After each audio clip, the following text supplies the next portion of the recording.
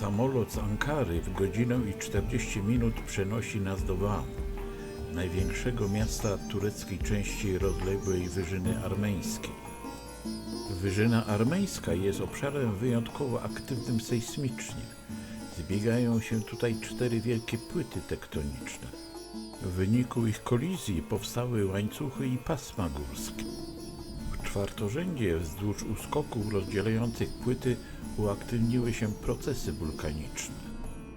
Pokrywy bazaltowych law dominują w dzisiejszym krajobrazie, a ośnieżone stożki wulkanów sięgają ponad 3,5 tysiąca metrów nad poziomem morza. Van, główne miasto regionu, liczy 380 tysięcy mieszkańców. Położone jest na wschodnim brzegu słonego jeziora Van, na wysokości ponad 1700 metrów nad poziomem morza. W IX wieku przed naszą erą Van było stolicą państwa Urartu o nazwie Tuszpa. Przez wieki stanowiło ważny ośrodek zachodniej Armenii, zamieszkały głównie przez Ormian. Dzisiaj to historyczne miasto praktycznie nie istnieje.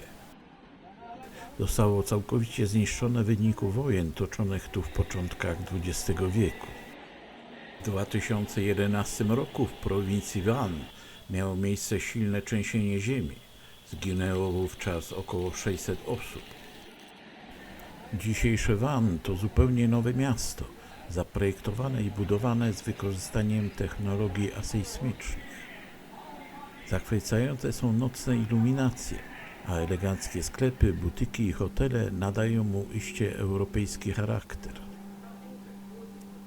Na szczęście ostała się wschodnia kuchnia, tureckie i kurdyjskie restauracje, proste bary z kebabem, a także tanie jadłodajnie.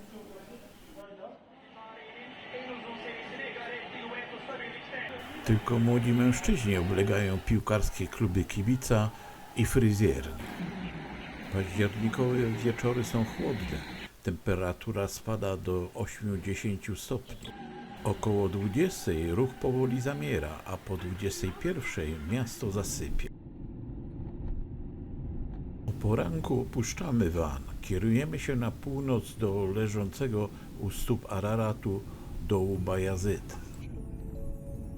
Przemysłowe przedmieścia Van rozlewają się po płaskiej kotlinie, której centrum zajmuje jezioro Van.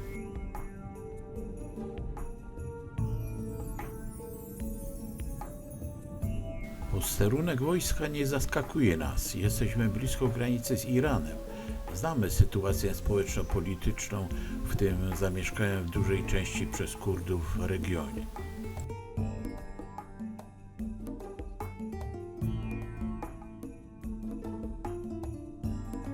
Przed nami północno-wschodnia część największego w Turcji słonego jeziora Van. Nad jego brzeg wrócimy w dalszej części podróży. Skręcamy w drogę E99. Tuż za miejscowością Muradije znajdują się słynne wodospady.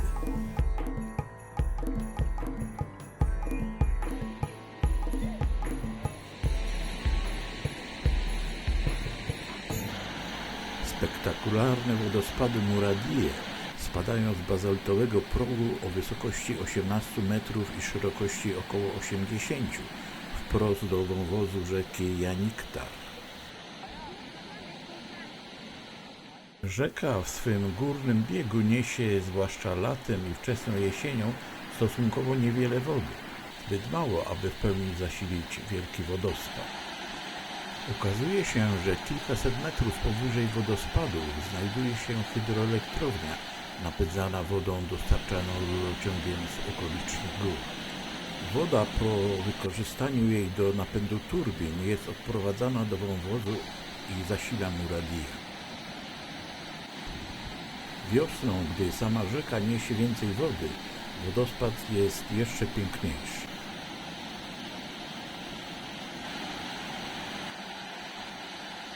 Wschodnie prowincje Turcji, które odwiedzamy, jak Van, Agri czy Igdir, zamieszkuje głównie ludność pochodzenia kurdyjskiego. Gęstość zaludnienia to zaledwie 41 osób na kilometr kwadratowy. Poza miastami ruch samochodowy jest niewielki, dlatego zaskakuje nas gęsta sieć dobrej jakości dróg biegnąca przez ten słabo zaludniony obszar. Zbliżamy się do dołu Bajazyt, czyli wschodniego Bajazyt, miasta zbudowanego na rozległej równinie poniżej starego Bajazyt, zniszczonego przez armię turecką w latach 30. XX wieku. Miasto liczy około 80 000 mieszkańców, jest oddalone zaledwie 15 km od Araratu, stanowi więc dobrą bazę wypadową dla chcących zdobyć górę. Z dawnego Bajazid zachowało się niewiele, jest tylko pałac Isaka Paszy z XVIII wieku, ruiny urartyjskiej twierdzy z VI wieku przed naszą erą oraz ruiny XVI-wiecznego meczetu ufundowanego przez sułtana Selima I. W 1991 roku wzniesiono mauzoleum ku czci kurdyjskiego pisarza i poety Ahmeda Haniego. Oprócz grobowca budowla mieści salę modlitw i centrum kurdyjskiej edukacji. Wokół znajdują się groby Saidów zasłużonych dla wiary i kultury kurdyjskiej. W 1685 roku w centrum Bajazyt Czolak Adli Pasza rozpoczął budowę swojej rezydencji. Po 99 latach ukończył ją jego wnuk, książę kurdyjski Ishak Pasza. Pałac jest perłą architektury osmańskiej z elementami seldżuckimi, które widać właśnie w konstrukcji i zdobieniach bramy głównej. Pierwszy dziedziniec przeznaczony był dla kupców i gości. Tu znajdowała się wartownia oraz stajnie i wozownie. Drugi dziedziniec był dostępny dla rodziny paszy, urzędników i doradców. Tutaj mieściły się spichlerze, kwatery strażników, meczet i bogato ozdobiony grobowiec.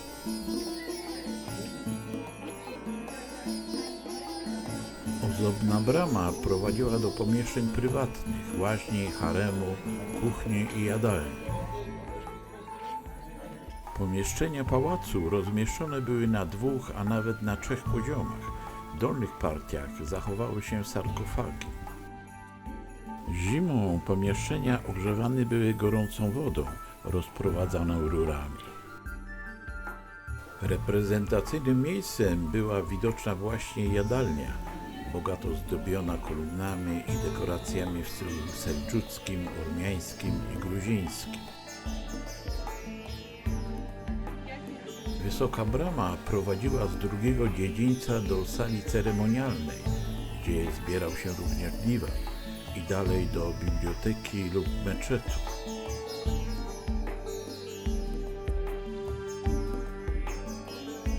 Pałac Ishaka Paszy wpisany jest warunkowo na listę Światowego Dziedzictwa UNESCO. Jego uroda sprawia, że jest idealnym miejscem na pamiątkową fotografię.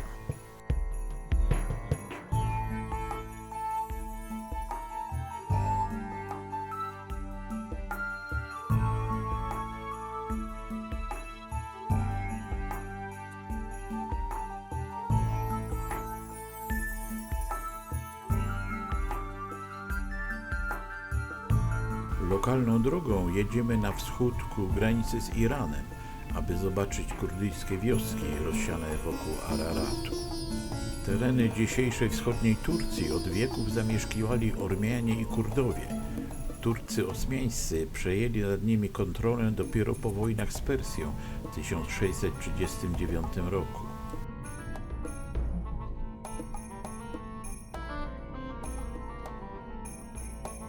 Ormian zmuszono do opuszczenia tych ziem w początkach XX wieku. Także Kurdowie próbowali walczyć z tureckim uciskiem. W latach 1927-30 proklamowali nawet kurdyjską Republikę Araratu ze stolicą Bajazyt.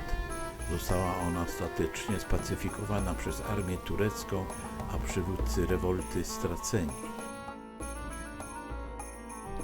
W 1932 roku wydano nawet akt o masowych deportacjach Kurdów.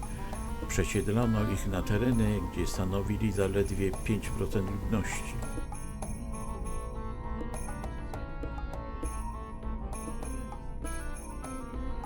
Kurdowie są jednym z największych narodów na świecie nieposiadających własnego państwa. Prawie połowa tej 30-milionowej społeczności zamieszkuje Turcję, reszta Iran, Irak, Syrię i inne kraje. Tureccy Kurdowie na co dzień posługują się językiem tureckim oraz kurdyjskim dialektem kurmandży, zapisywanym alfabetem łacińskim. Są wyznawcami islamu sunnickiego. Mijane wioski wydają się wyludnione i zrujnowane. To zapewne efekt licznych w tym regionie trzęsień ziemi. Wśród zabudowań dostrzegliśmy zaledwie 2, może 3 starsze osoby, zaskoczone naszą obecnością. Wielu mieszkańców kurdyjskich wsi opuszcza czasowo swoje domy i szuka pracy za granicą. Część znajduje zatrudnienie w pobliskich miastach jako drobni rzemieślnicy i kupcy. Część para się handlem bazarowym, jednak ich podstawowym zajęciem jest hodowla owiec i bydła.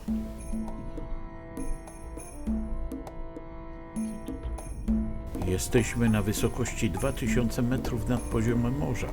Przed nami szeroka panorama wulkanicznego masywu Ararat. Jest to jednocześnie najwyższy szczyt Turcji. Masyw składa się z 2 wierzchołków, stale pokrytych lodowcami.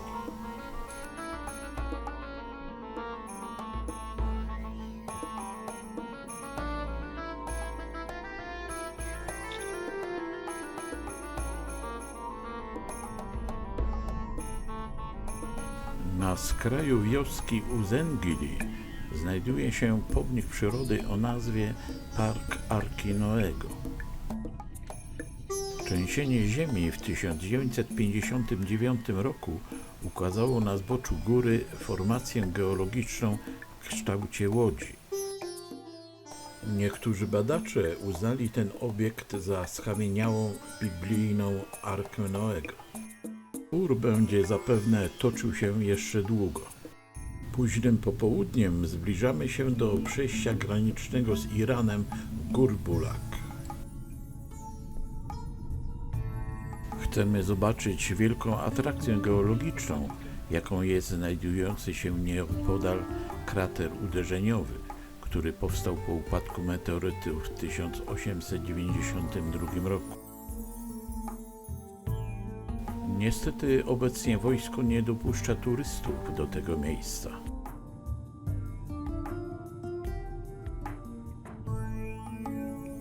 Rano opuszczamy Dul-Bayazid. Jedziemy na północ w kierunku Igdir.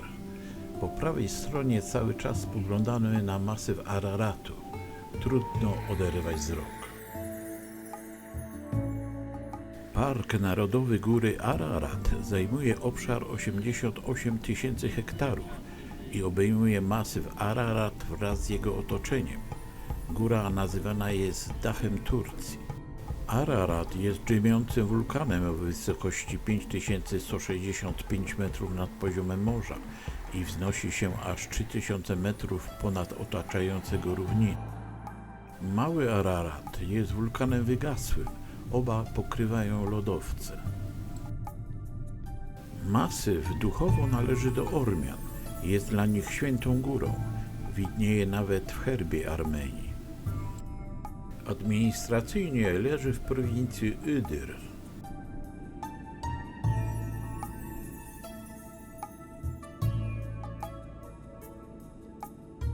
Iğdır, stolica prowincji, liczy 60 000 mieszkańców. W swojej skomplikowanej historii obszar ten przez 40 lat był w granicach Cesarstwa Rosyjskiego, a w okresie 1918-20 należał do Armenii. Przed nami 25-tysięczna Tulzudża, położona w rozległej dolinie rzeki Araks na wysokości zaledwie 1092 metry nad poziomem morza. Tuz w języku tureckim oznacza sól, a Tuzlu słony. Na skraju miasta znajduje się stara kopalnia soli udostępniona turystom. Działa przy niej centrum haloterapii. Na miejscu jest skromny bufet i sklep sprzedający różne gatunki soli oraz ozdobne lampy solne i wyroby z miedzi.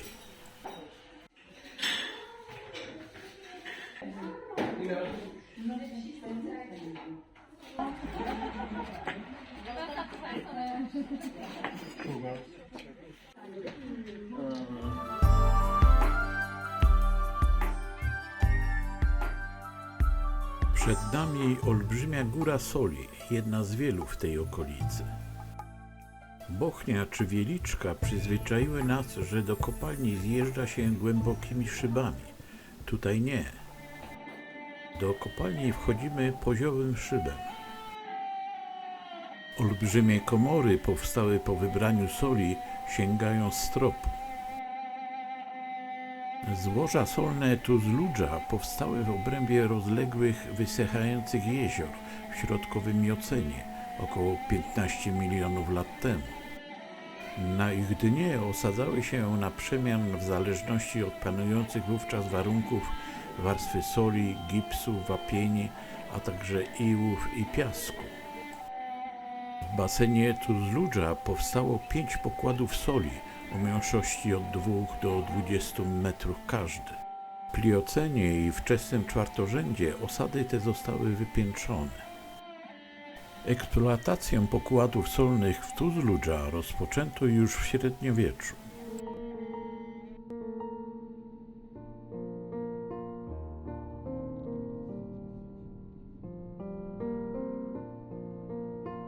Wyniesione utwory mioceńskie tworzą szeroki na 10-15 km pas wielobarwnych wzgórz, rozciągający się na wschód i zachód od Tuzludża na długości ponad 40 km. Widoczna w krajobrazie warstwowa budowa tych wzgórz potwierdza ich osadowy charakter. Każda warstwa to inny rodzaj osadu, różniący się pochodzeniem, strukturą, grubością czy kolorem. Dodatkowo ubarwiły je pyły wulkanicznych erupcji, które towarzyszyły okresowi wypiętrzeń. W miękkich utworach osadowych swoje koryto wykształciła rzeka Arax. Arax ma 1072 km długości, częściowo wyznacza granicę Turcji z Armenią. Wpływa do Iranu, następnie do Azerbejdżanu, gdzie łączy się z rzeką Kura, która wpada do Morza Kaspijskiego. Znaki drogowe nie bez powodu ostrzegają.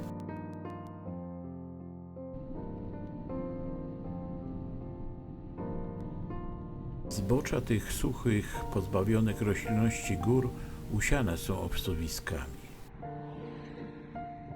Niewielki sztuczny zbiornik na Araksie czeka na wodę. Suma rocznych opadów w tym rejonie to zaledwie 300 mm. Najwięcej przypada na okres zimy. Opuszczamy rzekę Arax. Zabagnioną doliną jej prawego dopływu Akczaj biegnie droga D965 w kierunku Agri i dalej do Ercisz i jeziora Van. Dostatek zielonych traw sprzyja hodowli bydła, która jest obok sadownictwa podstawą lokalnej gospodarki. W tutejszych sadach dominuje pigwa.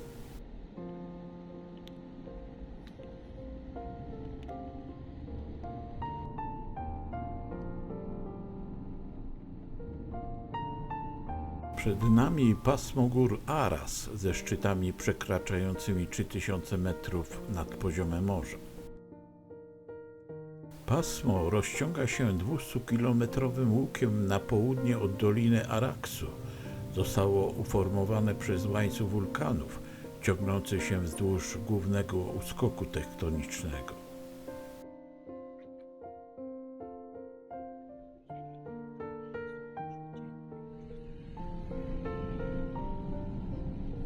Przekraczamy wschodnią przełęcz tych gór na wysokości 1850 metrów nad poziomem morza.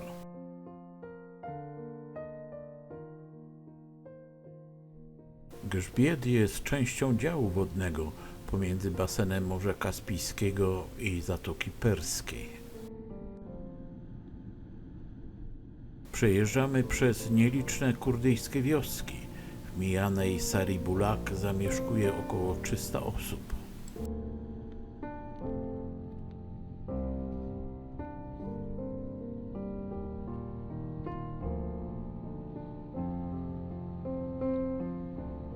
Wioski systematycznie wyludniają się. Kolejna na naszej trasie Asagi-Kent od lat 70. XX wieku utraciła połowę mieszkańców. Dzisiaj zamieszkuje ją zaledwie 131 osób.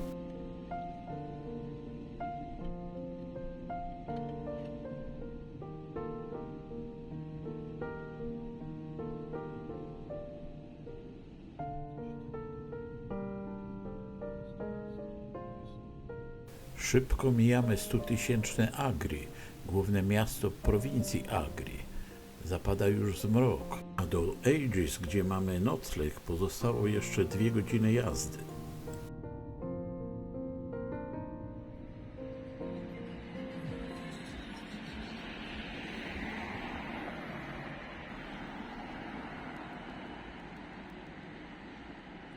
Około 20, podobnie jak Van, miasto zamiera. Ledwo zdążyliśmy na kolację.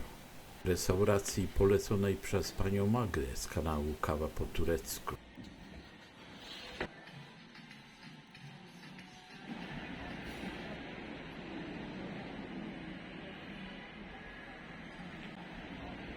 Z rana zatrzymujemy się w centrum Aegis. Szukamy kantoru wymiany walut, a przy okazji przyglądamy się codziennemu życiu miasta. Nieco chaotyczna, niska zabudowa jest efektem koniecznej, szybkiej odbudowy miasta po tragicznym trzęsieniu ziemi w 2011 roku.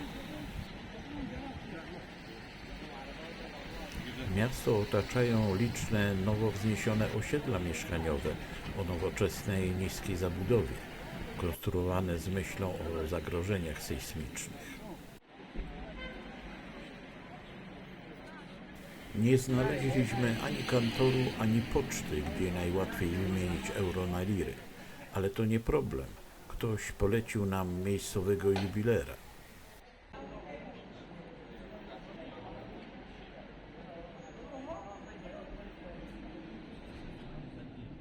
Przedmieścia Aegis niemal dotykają jeziora Van. Droga wokół jeziora liczy 370 km. Zobaczmy najciekawsze miejsca na tej trasie. Nie będziemy się wspinać na dominujący nad jeziorem ośnieżony szczyt wulkanu. Podjedziemy tylko do bocznego krateru na wysokość 1950 metrów nad poziomem morza. Wypełniają go wody jeziora Aiger. Sufjandaj wznosi się ponad 2400 metrów ponad poziom jeziora Van. To drugi co do wysokości szczyt Turcji, wygasły plejstoceński stratowulkan. W jego kraterze zalegają płaty wiecznego śniegu. Aygırculu, nomen omen jezioro ogierów. Salawa to kurdyjskie witam. Polonya, Ukrayna, Polonya, Arnavut. Hoş geldiniz. Aygırculu jest jeziorem kraterowym o powierzchni 370 hektarów i 65 metra głębokości. Zasilane jest opadami i wodami potoku Sorlar, spływającego ze zboczy Sufjandaj. Słodkie, krystaliczne wody jeziora pozwalają na hodowlę pstrąga.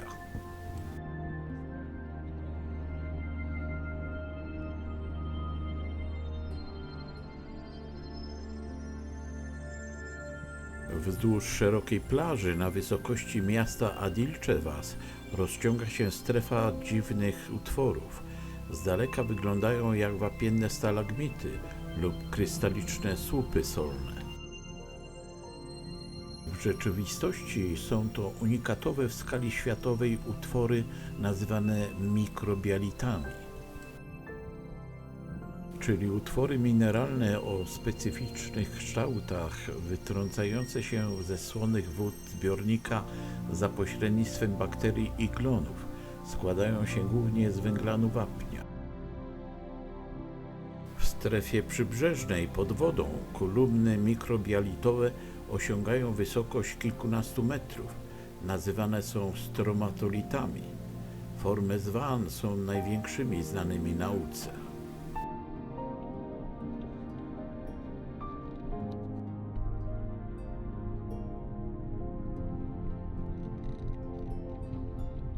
Adilczewas to baza wypadowa dla wspinaczy zdążających na szczyt Sufhamdai.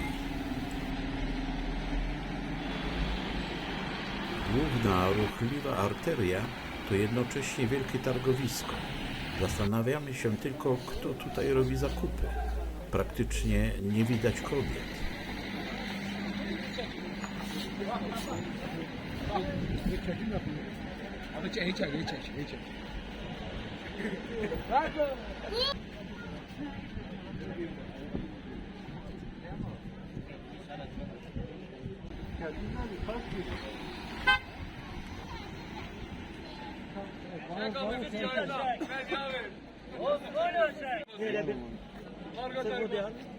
Birlikte çek ha. Çek at. Bahçeden getirdik abi, bahçeden getirdik.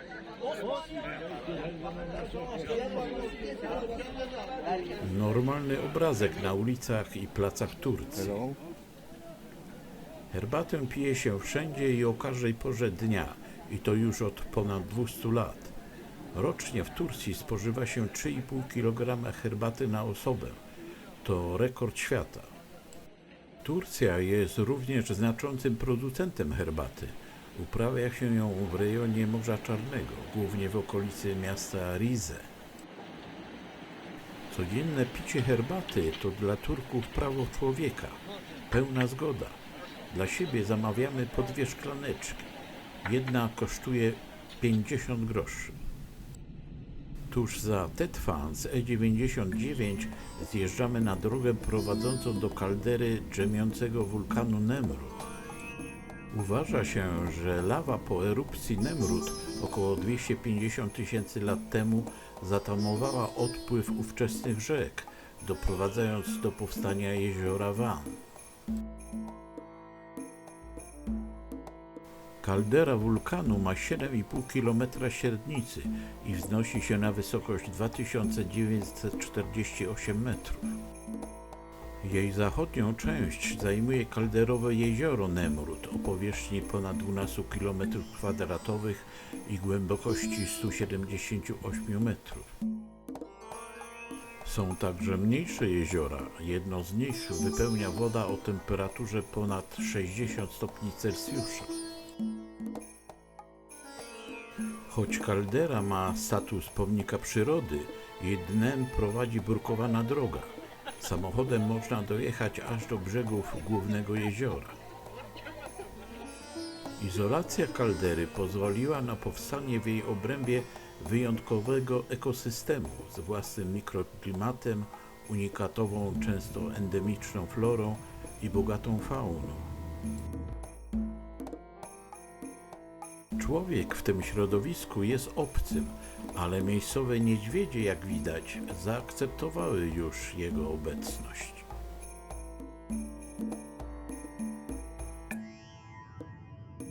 Nocleg zarezerwowaliśmy w Tetfan na zachodnim brzegu jeziora.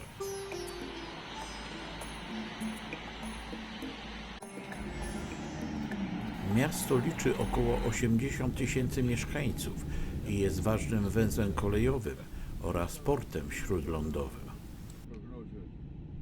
2 razy w tygodniu dociera tu pociąg z Ankary. Część wagonów transportowana jest promem przez jezioro do miasta Van. Kiedyś pociąg ten kursował aż do Teheranu. Niestety od czasów pandemii połączenie to jest zawieszone. Nadbrzeżne pasmo Ichtiar Sahab należy do Taurusu Wschodniego i przekracza 2600 metrów wysokości. Droga D300 biegnie wzdłuż południowego brzegu jeziora Van i łączy Tetvan z miastem Van.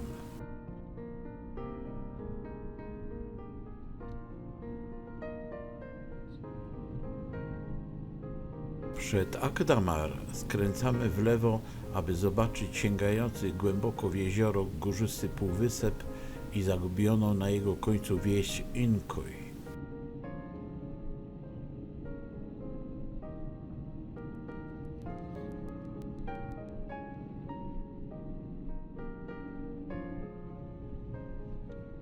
Za kurdyjską wioską Gorundu w podniesionej dolinie znajdują się ruiny ormiańskiego klasztoru Karmwarang, czerwonego klasztoru z X wieku.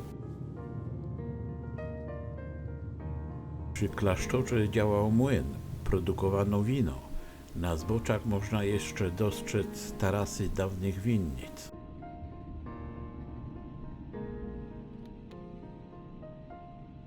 Nieco dalej, przed wioską Inkoy, do której zmierzamy, znajdują się ruiny kościoła świętego Tomasza, prawdopodobnie z XVI wieku. Sama wioska zamieszkana jest przez Kurdów.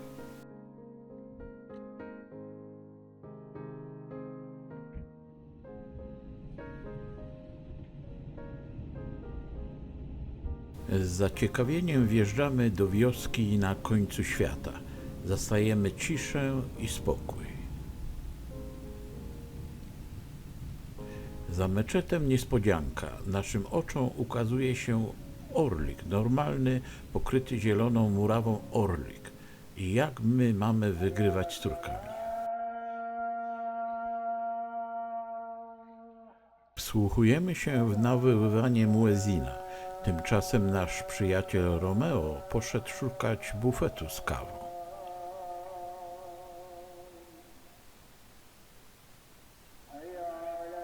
Zamiast kawiarni znalazł piekarnię. I to jaką? Słyszeliśmy o tradycyjnym kurdyjskim chlebie tandir ekmegi. Tutaj mamy okazję zobaczyć, jak się go wypieka. Mamy.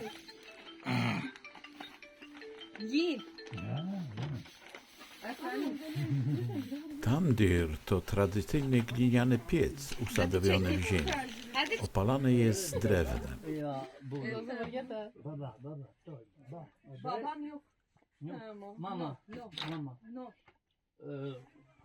Ciasto chlebowe przygotowuje się wcześniej, aby wyrosło. Przepis jest prosty. Mąka, drożdże, woda i sól. Ciasto wyrabia się ręcznie. Na odwróconej misce formuje się cienkie placki i wypieka.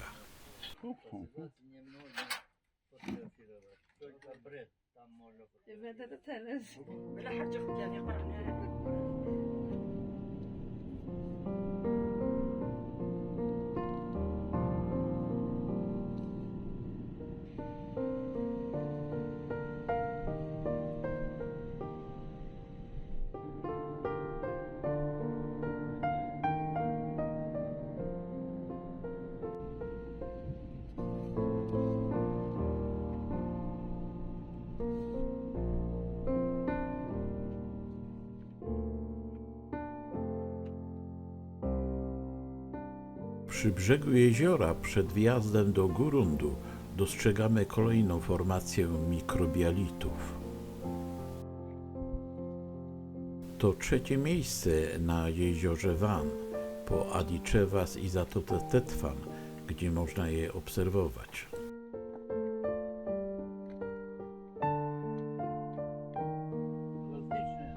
Я думаю, что это пока это просто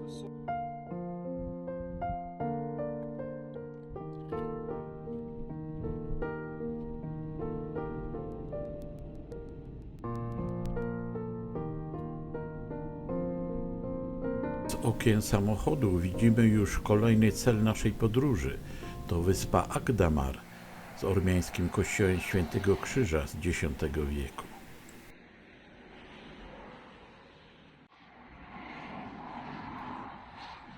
Wyspa Akdamar to obowiązkowy punkt na turystycznej mapie wschodniej Turcji.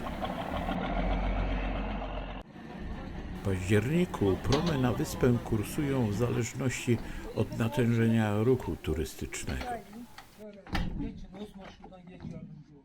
W X wieku wyspa Akdamar była jedną z rezydencji króla Armenii Gagika I z Vaspuraka.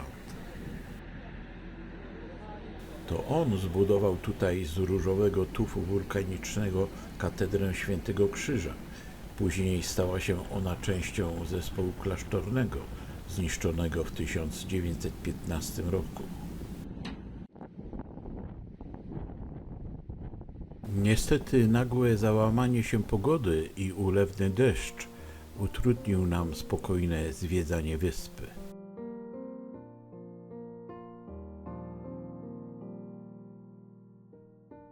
Na południowy wschód od Van rozciągają się góry kurdystańskie. Za 7 godzin odlatuje nasz samolot. Chcemy odwiedzić jeszcze 2 miejsca w tej okolicy. Pierwszym są ruiny urartyjskiej twierdzy Çavuştepe z VIII wieku przed naszą erą. Naszym przewodnikiem jest pan Mehmet Kasman, związany z badaniami twierdzy w latach 1961-89. Jest jedną z 12 osób znających język i klinowe pismo urartyjskie. Dzisiaj społecznie oprowadza turystów. Zamek wznosi się nad żyzną doliną gór Pinar, która stanowiła jego zaplecze gospodarcze. Twierdza ma około 1 kilometra długości. Składa się z twierdzy górnej i dolnej, do której zdążamy. W twierdzy dolnej znajduje się część pałacowa z magazynami i warsztatami. W najwyższym punkcie stoi świątynia boga Irmusini.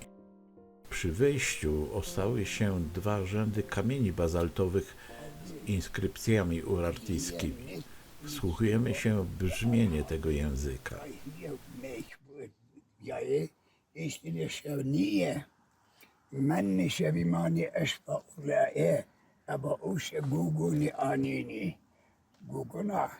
And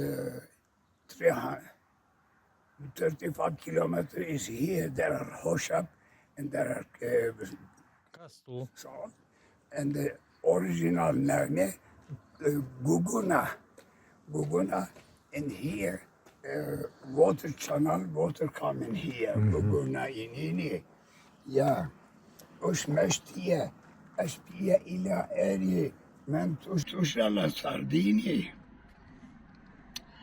Tarabitine bima eşbiye ini Sarduri hinili Sarduri king hinili kart here.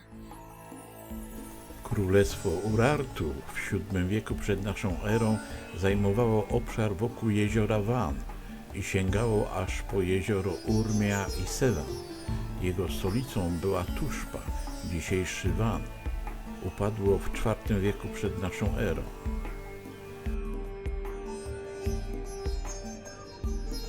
Zamek Hosab to ostatnie miejsce, które odwiedzimy w trakcie naszej tygodniowej podróży.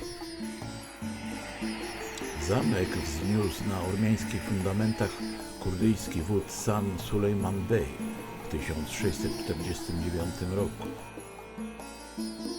Niezależne rządy kurdyjskich bejów Hosab znieśli dopiero w połowie XIX wieku Osmanowie.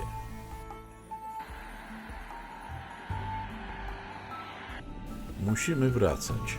Tydzień na poznanie wschodniej Turcji to zdecydowanie za mało.